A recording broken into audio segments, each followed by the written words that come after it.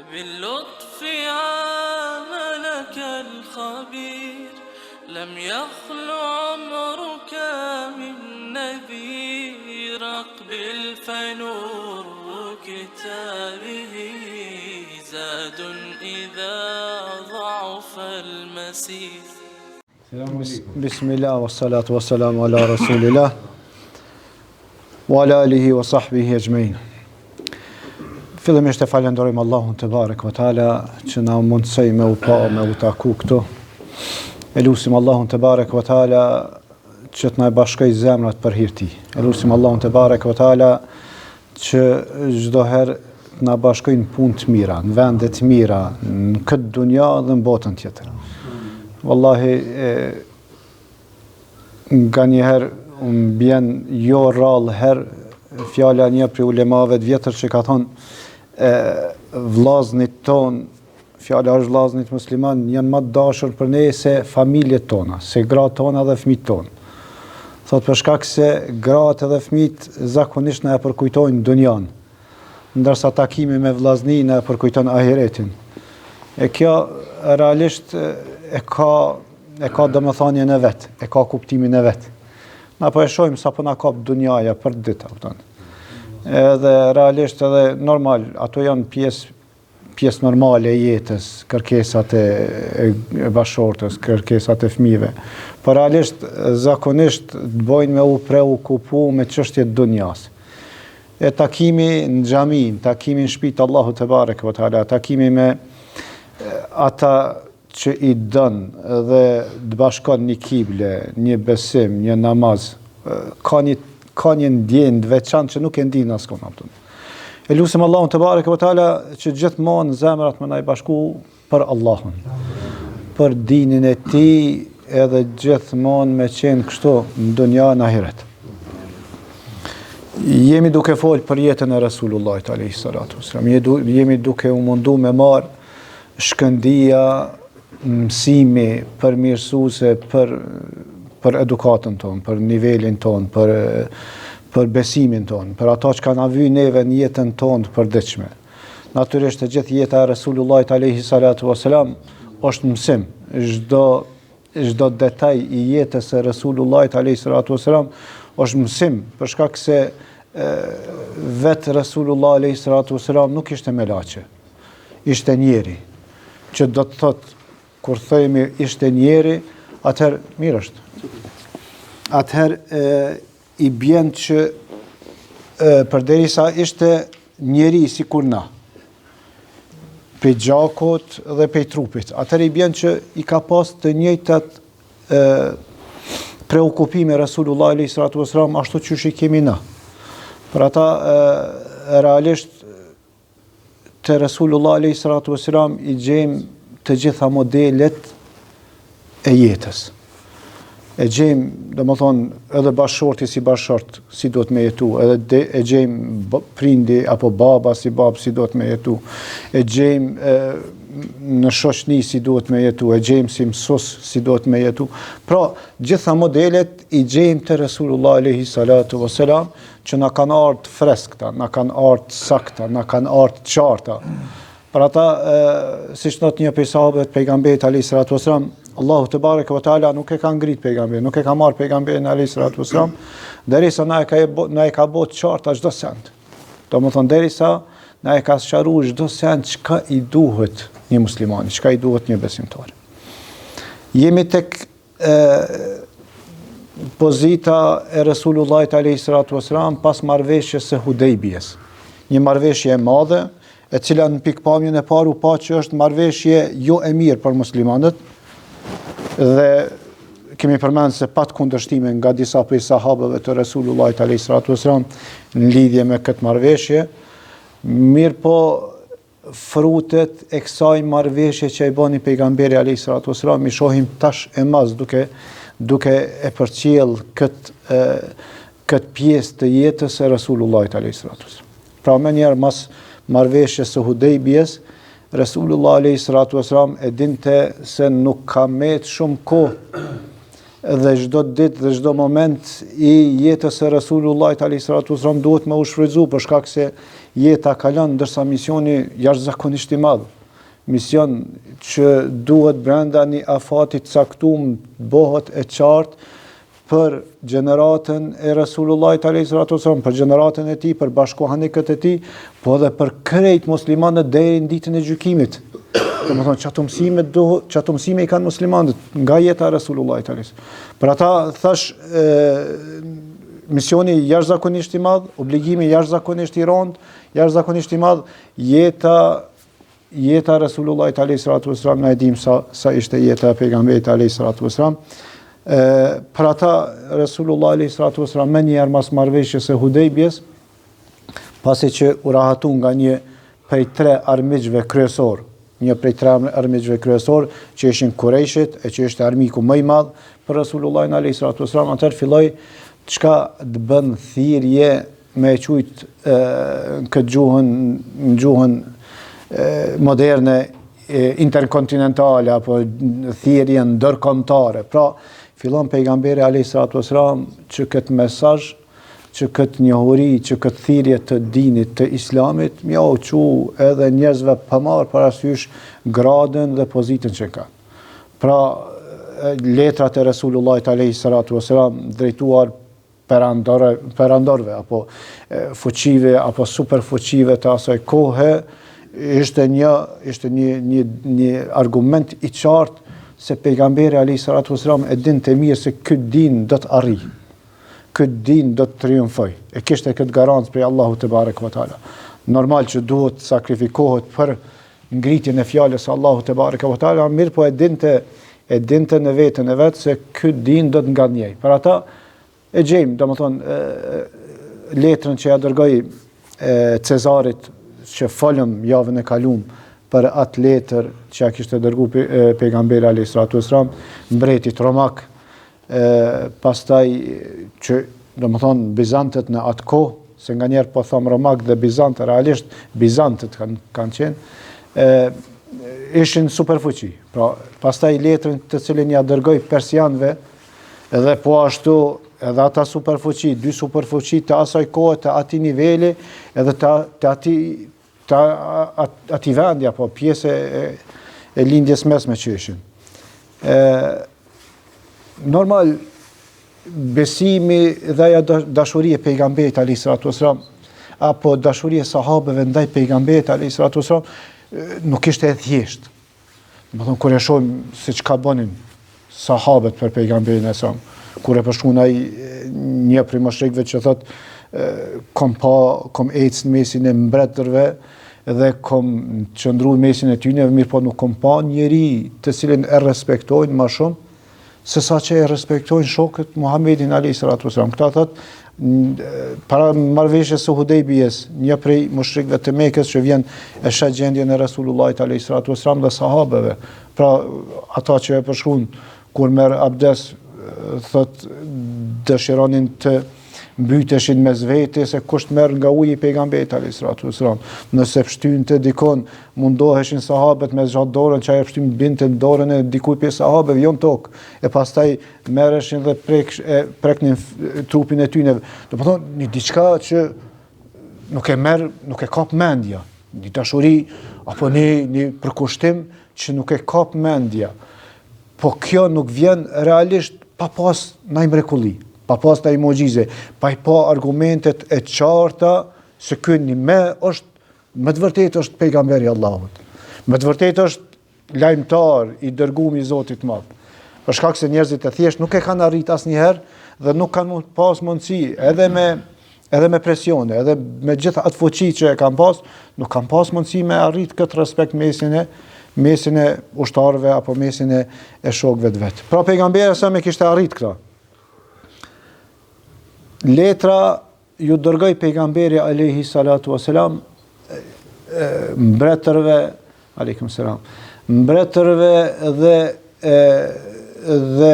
superfuqive të asaj kohe. Pra folëm për letrën e cila i është dërguar Cezarit, folëm për letrën e cila i është dërguar mbretit të Persisë, Dhe shkurtimisht një letër të tillë pejgamberi alayhi salatu wasalam ja kishte dërgu edhe Nejashiut. Nejashiu emër sikurse me thon sikurse Cezar që përdoret për mbretit romak apo bizantin, po ashtu emri Nejashi është përmend për mbretërit e Etiopisë, së sotshme, apo Abisinisë asaj kohe. Pra i kishte dërgu pejgamberi alayhi salatu wasalam një letër përmes së cilës i threste që t'i kthehen dinit të Allahut te bareke ve teala. Mirë po na kemi dëgju për Nejashiun që pejgamberi alayhi salatu wasalam ja ka fal namazin e xhenazës me sahabët. Pra pse më i dërgu letër kur është dëshmu që ka qenë musliman. Ka prej historianëve që e kanë përzi, kanë mendu se ky Nejashi të cilit pejgamberi alayhi salatu wasalam ja ka dërgu letrën është ai Nejashiu që i ka prit muslimanët në Abisini. Ndërsa Ibn al-Qayyim rahmetullahi alayhi shumë mirë sqaron këto, thotë ky nuk është i njëjti. Për shkak se ai i pari i cili ka prit muslimanët, ai i pari i cili ka përkrah muslimanët, pastaj që nuk i ka dërzuar te mushrikët kur shkun me i kërku ai veç kishte ndru jetë. Pejgamberi sa më kishte fal namazin e xhenazës. Pra ky i dyti është ai te cilit pejgamberi alayhi salatu wasalam i kishte dërgu letër dhe e kishte thirr në besim. Do të nalemi pak aty edhe cili ishte mendimi i këtij ndaj pejgamberit alayhi salatu wasalam, po sidoqoftë do të flasim pak më vonë tek Islami i Amr ibn Asit. Pra i dërgon Nejashiut, përveç këtij i dërgon letër pejgamberi alayhi salatu wasalam, letra të cilat i thret në din, i thret në Islam, edhe mbretit të Egjiptit. Mbreti i Egjiptit emrin El-Muqawqis e kishte pas emrin. Për ata pejgamberi alayhi salatu wasalam përmes një prej sahabeve ja dërgon një letër ku e thret në Islam, e thret në besim, dhe thot nëse domethënë pranon Islamin, nëse bëhesh musliman, atëherë do të jesh udhëheqës i popullit tënd. Natyrisht ky e pret mirë të dërgumin e pejgamberit alayhi salatu wasalam, apo delegatin e Resulullahit alayhi salatu wasalam e pret mirë kur ja dorëzon letrën, e merr ka në transmetim dhe e puth atë letër të Resulullahit alayhi salatu wasalam si një lloj respekti për pejgamberin alayhi salatu wasalam. Pastaj këtij delegati të pejgamberit alayhi salatu wasalam i jep dhurata. Çfarë dhurata? I jep veshje të mirë, pastaj ja jep një mushk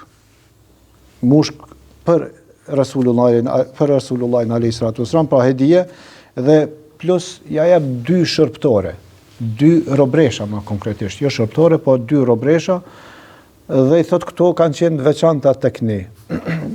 Një prej këtyre 2 robreshave është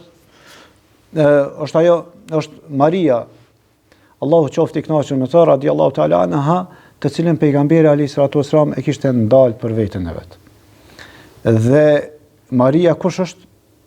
Domethënë është sklave të cilin ja kishte dhuru mbreti i Egjiptit, të cilin pejgamberi alayhi salatu wasalam e kishte ndalë për veten e vet, dhe realisht Ibrahimi, djali i pejgamberit Hasan, ka lind prej kësaj, prej Marijës.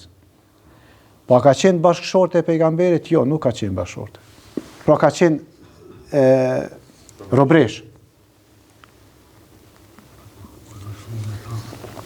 E çka do më thonë kjo? Stambul. Jo, jo.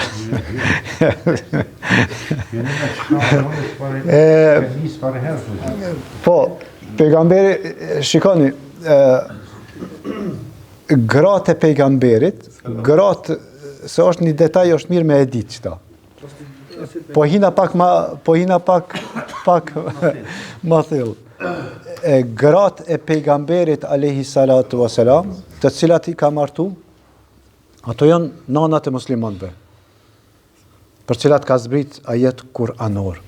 Domethënë janë nanat e muslimanëve që realisht është ndaluar martesa me to, dhe respekti tyne, respekti muslimanëve ndaj këtyre grave të Resulullahit alayhi salatu wasalam duhet me qenë sikurse respekti ndaj nanave që na kanë lindë. Tash po vim atje. Pra, këto kanë qenë gratë e pejgamberit alayhis salatu wasalam që janë quajtur nanat e muslimanëve. Pejgamberi sa ka pas robresha. Ibn al-Qayyim rahmetullah alayh thot Resulullah alayhis salatu wasalam I ka pas 4 robresha. Që nuk kanë qenë gra. Realisht ka pas bashorte dhe gra. Po do të them bashorte dhe robresha. A është e lejuar me islam? Natyrisht që robërimi apo robreshat apo robt vinë nga luftat të cilat janë bë. Në kohën e sotit nuk ka rob. Në kohën e sotit nuk ka, edhe shumë mirë që nuk ka në kohën e sotit rob. Po si ka qenë gjendja më herët, është e lejuar, domethënë me pas robresha dhe përderisa robresha apo robër, dhe ata janë thjesht janë pasuri e jotja. Pra pejgamberi alayhis salatu wasalam kishte 4 robresha. Ibn al-Qayyim rahmetullah alayh thot, ka thënë Ebu Ubejde, pejgamberi alayhis salatu wasalam kishte 4 robresha, një nga ato ishte aleikum selam, ishte Maria. Maria ishte nana e Ibrahimit. Ibrahimi, djali i pejgamberit alayhis salatu wasalam, I cili jetoi mas shumti prej fëmijëve të Resulullahit alayhis salatu wasalam. Pe djemve fjala është. Pra pejgamberi alayhis salatu wasalam kishte Ibrahimin si djalin e fundit, lindi, jetoi një kohë, po pastaj ndroi jetë. Pastaj është e njohur në ajo ditën kur ndroi jetë Ibrahimi, djali i pejgamberit alayhis salatu wasalam, është zan apo është bë eklipsi dhe njerëzit kanë menduar apo sahabët menduan se kjo ka ndodhur për shkak të vdekjes së djalit të pejgamberit alayhis salatu wasalam apo për shkak të mërzisë së pejgamberit alayhis salatu wasalam, e këta e sqaron Resulullah alayhis salatu wasalam, thotë këto janë argumente për argumenteve të Allahut te barek ve taala, nuk zihen për nuk I nxen apo nuk bëhet eklipsi për vdekjen e askujt. Mirë, po pastaj jep udhëzimet Resulullah alayhis salatu wasalam nëse I gjeni hynë në namaz e kështu me radhë. Pra, është e dim që ka ardhur në transmetime se pejgamberi është mërzit shumë për vdekjen e Ibrahimit, djalit të vet, edhe pse nëse shikojmë në jetën e Resulullahit alayhis salatu wasalam, për gjithë fëmijëve shohim se pejgamberi alayhis salatu wasalam të gjithë fëmijët e vet I varrosi vet me dorën e tij. Përveç Fatimes. Domethënë përveç Fatimes. Kishte 4 vajza pejgamberi sa dhe sa djem? Dhe 3 djem. 6 prej tyre I varrosi vet me dorën e vet pejgamberit. Prandaj nuk ka arsye të kërkosh me thonë nëse sprovohet diçka, me thonë çka I bën Allahut. Astaghfirullah. Dikush me një sprovat vogël, me njëherë fillon me akuzu, pse e fillon me akuzu Allahun te barek ve taala, pse më umbon kështu. Thjesht sprovat janë për musliman, sprovat janë për ata që I don Allahu te barek ve taala, sprovat janë për ata besimtarë që me ngrit më shumë. Na nuk dyshojmë ata se do të takohemi me dashurit ton botën e përtejme. Nuk dyshojmë ata që fëmijët të cilët me lejen e Zotit madh kanë vdek herët, aleikum selam. Me lejen e Allahut te barek ve taala do të jenë me neve në xhenet. Inshallah meritojmë xhenetin na. Pra 6 fëmijë, para mendoni, pejgamberi alayhis salatu wasalam I varrosi me dorën e vet, vetëm Fatimia radiallahu taala anha ka vdek pas Resulullahit alayhis salatu wasalam. Edhe ajo nuk jetoi shumë. 6 muaj, apo 6 muaj ka jetu mas Resulullahit alayhis salatu wasalam. Pra, Maria ishte një prej robreshave të pejgamberit sallallahu alajhi wasallam, pastaj ishte Gjemile, një e kishte emrin, tjetra Rejhane, edhe një të cilin ja kishte dhënë një robresh të cilin ja kishte dhënë vetë një prej bashorteve, Zeynep bint Jahsh, një prej bashorteve të pejgamberit sallallahu alajhi wasallam, ja kishte dhuru vetë Resulullahit alayhis salatu wasalam një robresh të vetën të cilën e kishte pas. Pra 4 robresha.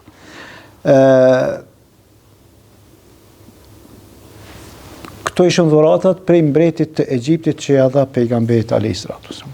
Normal që pejgamberi sa ju dërgoi letra dhe mbretit të Yemenit, të mbretërve të tjerë, po I përmbledha këto 4 që janë pak më rëndësi tek njerëz apo tek ata që kishin autoritet edhe pushtet më të madh. Është interesant pas kësaj. Domethënë, spari tek letrat, përveç mbretit të Persisë, të gjithë i pritën mirë. Mbreti i Persisë ishte ai i cili e mori e shkyu letrën e pejgamberit alayhis salatu wasalam, pastaj që ata pejgamberi sallam, Allahu do t'ja shkyn apo do t'ja shpërndan pushtetin e tij dhe ndodhi ajo mrekulli. Thash, këto mrekulli që i kanë pas sahabët te pejgamberi alayhis salatu wasalam e kanë pa qartë. Nuk është njeri i thjeshtë, domethënë është i dërguar i Allahut te bareku ve teala, për ata dhe shtohej dashuria dhe përkushtimi i tyre ndaj Resulullahit alayhis salatu wasalam. Pas marrëveshjes së Hudejbijes, normal mes kësaj dhe çlirimit të Mekës nuk ishte kohë e largët. Pra dikon 6 muaj para çlirimit të Mekës dhe afër kësaj ngjarje që ndodhi, pranojnë Islamin 3 burra të mëdhej. 3 burra të mëdhej që kur i sheh pejgamberi alayhi salatu wasalam, duke ardhur apo kur i takon se ata vinë në Medinë realisht për dëshmu Islamin, shahadetin, kur i sheh pejgamberi alayhi salatu wasalam thot Mekeja ja u paskapru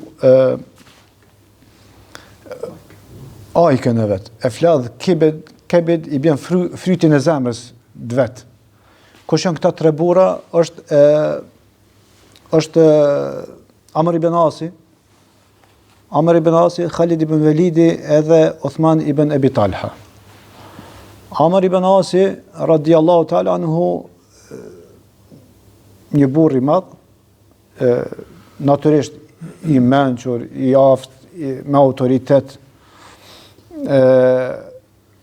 Deri në këtë moment, se marrëveshja e Hudejbijës është bën në vitin e 7 apo Hijri, që i bën dikon 2 vjet apo 3 vjet para vdekjes së Resulullahit alayhis salatu wasalam.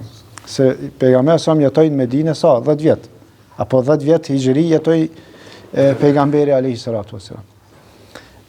Amr ibn Asi, ku e kemi dëgjuar emrin e Amr ibn Asit? Amr ibn Asi është ai i cili e ka shliru Egjiptin. Amr ibn As është një prej atyre burrave udhëheqësve që e kanë shliru Egjiptin në kohën e Omerit radiallahu ta'ala anhu. Për të regoj një ngjarje që e tregon vetë, ka me një hadith Amr ibn As se si e ka pranu Islamin. Thot,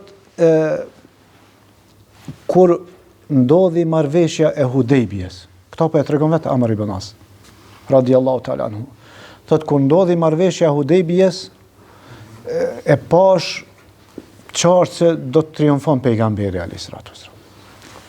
Pastaj thot, i mbledha ata njerëz, ata burra që mendoja se do të më dëgjojnë. Pra, kishte një autoritet. Thot dhe pasi i mbledha, po ju them, shikoni, po e shohim se gjendja e pejgamberit, apo gjendja Muhamedit, si ka thonë Amr ibn As, gjendja Muhamedit është duke vazhdu në ngritje vazhdimisht, shumë keq për ne, për shkak se ishte mushrik në këtë kohë. Domethënë, po e shohim që pejgamberi sa veç po shkon duke u rrit, duke u fuqizu, duke marrë pushtet shumë e më shumë. Thot atëherë ju propozon atyre burrave, thot ju propozoj që të shkojmë dhe të migrojmë të Nejashiu, në Abisini. Që nëse fiton apo triumfon Muhamedi, atëherë na do të jem rahat këtu. Po nëse ndodhe kundërta, triumfojnë mushrikët, atëherë na do t'ju bashkangjitemi edhe jemi rahat. Edhe pse në veten e tij e ndinte që triumfi i mushrikëve nuk është në radhë hiç. Për ata i mbledh ata burra një grup të mushrikëve dhe emigron në Abisini. Kur shkon në Abisini, apo Etiopinë e sotshme, mbledh normal prej dhuratave, kishte dëgju se njifte mbretin e Abisinis, e dinte se dhuratat të cilat i pëlqente shumë ishte lkurat. Për ata aty në burrave që i merr me veti, thot mbledhni lkura sa të mundi, që t'ju çojmë dhurat. Dhe shkojnë atje, ku shkojnë atje e takojnë të dërgumin e pejgamberit a.s. që a kishte dërgu letrën. Dhe më thonë, kjo me njerë mas marrëveshjes së Hudejbjes. E ka pas emrin Amir ibn Umeje ad-Damiri, ky sahabi të cilin pejgamberi sa na kishte dhënë letrën dhe threste këtë në Xhashiun e dytë në Islam. Thot kur e pash aty, ky ndinte një lloj lidhje me mbretin, këtë në Xhashiun, Amr ibn As, që ishte mushrik në këtë kohë, thot kur e pash që dul prej tij, thot hyna më një herë pas tij tek mbreti, edhe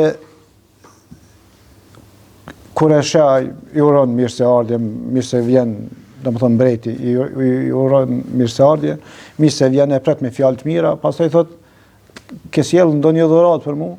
Thot po, edhe i merr ato lkurat të cilat i kishin mbledh, thot kur i sheh i pëlqejnë shumë, i deshi shumë.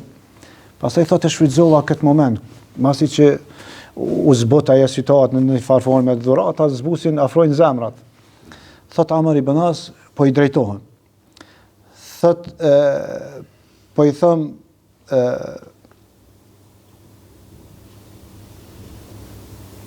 thot po i thëm, o mbret, në Xhashiut, pash që pak ma partë të ti hini një burr. E ky burr është prej armiqve ton, domethënë këtë sahabi që kishte dërguar për, është prej armiqve ton, është delegat i një njeri që ka vrarë prej njerëzve me autoritet nga ne. Për ata, apo ma jep mu që ta vras, e në një farë forme të kompenzohen para popullit tim për këta që kam bo. Thot, kur ja thëm këtë fjalë, dërsa në Xhashiu e kishte prit mirë edhe ky i dyti. Thot, kur ja thëm këtë fjalë, thot, atë shumë nervozohet, sa që e ngrit dorën e i mshon hunës, thot, sa që mendova mos e thej hunën e vet, atë shumë është nervozu. Pastaj i thot Amr ibn As,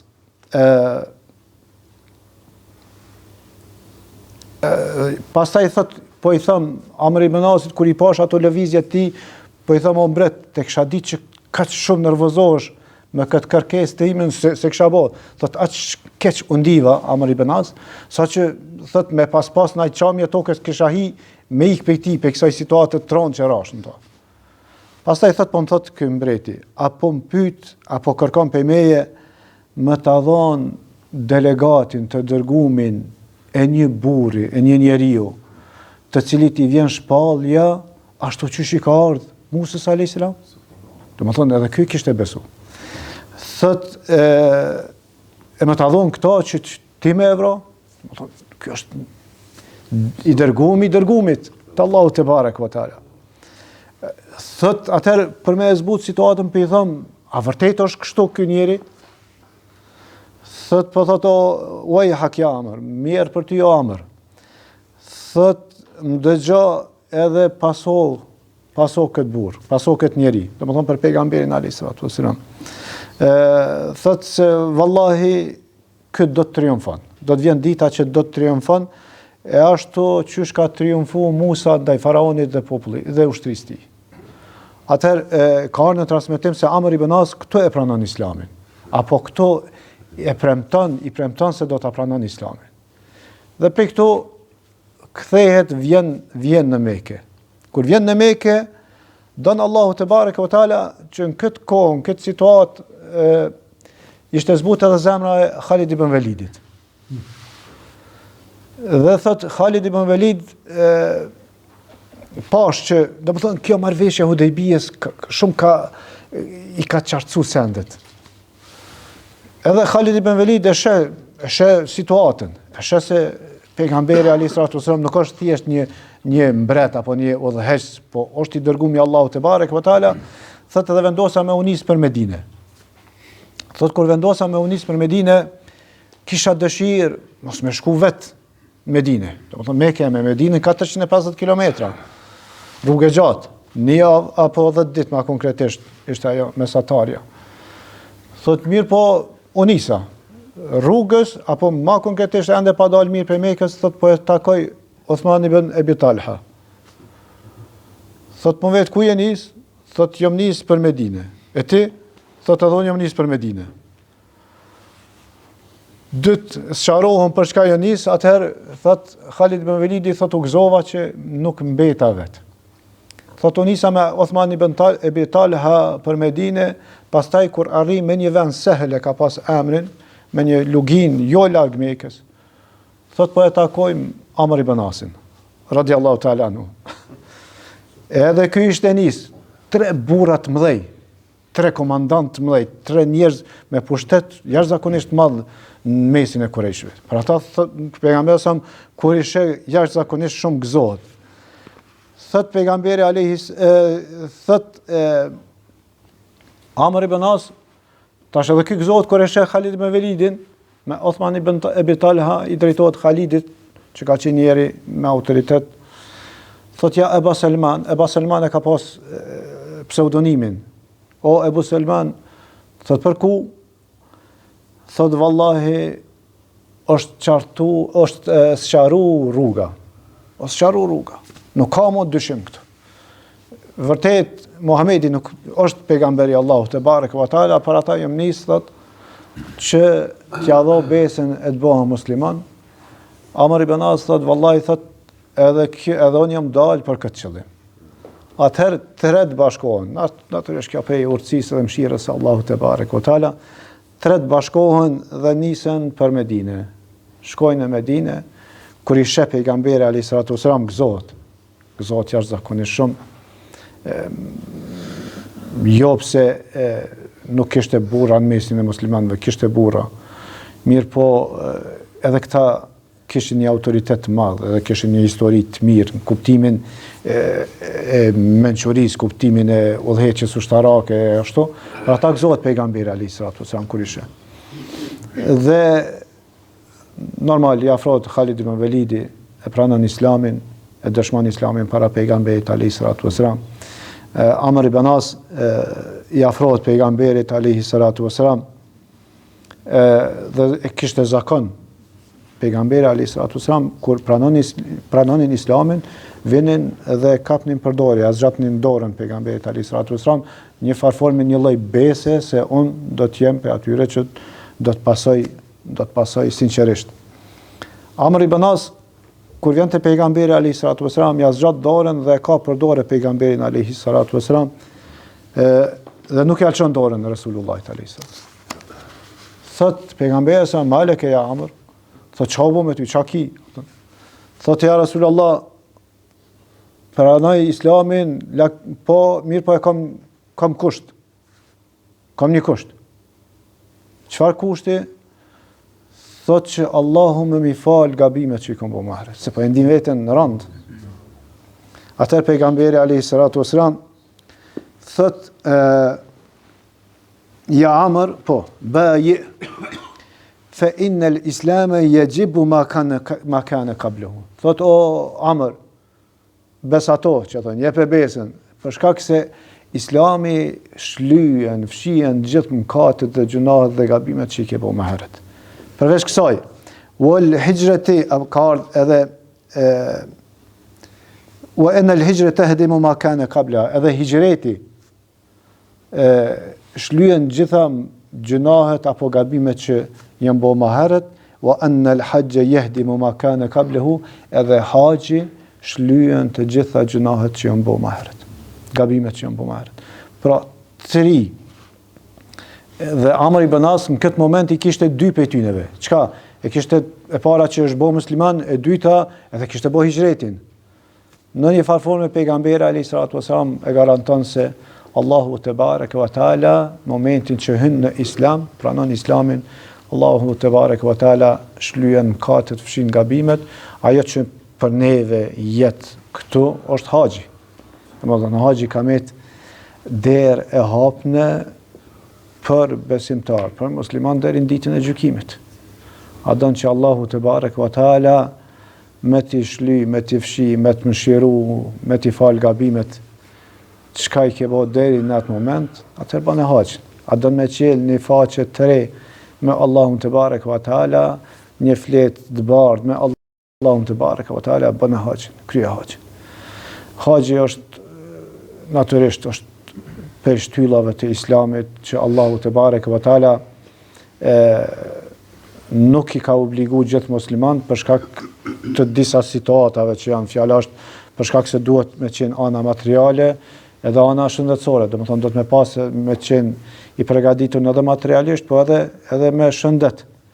Për ndryshe është një prej obligimeve që Allahu te bareke ve teala ka garantu atij të cilit i pranohet haxhi, Allahu te bareke ve teala do t'ia shlyen, do t'ia fshin, do t'a fal, edhe siç ka ardhur në hadith el hajjul mebrur i bjen haxhi i pranum. Se shkojnë plot në haxh apo shkojnë plot i vizitojnë Mekën dhe Medinën, apo kryjnë këtë obligim, po sapi tyne realisht e kanë bërë sinqerisht për Allahun te bareke ve teala, apo i kanë pastruar jetën për me kry këtë obligim.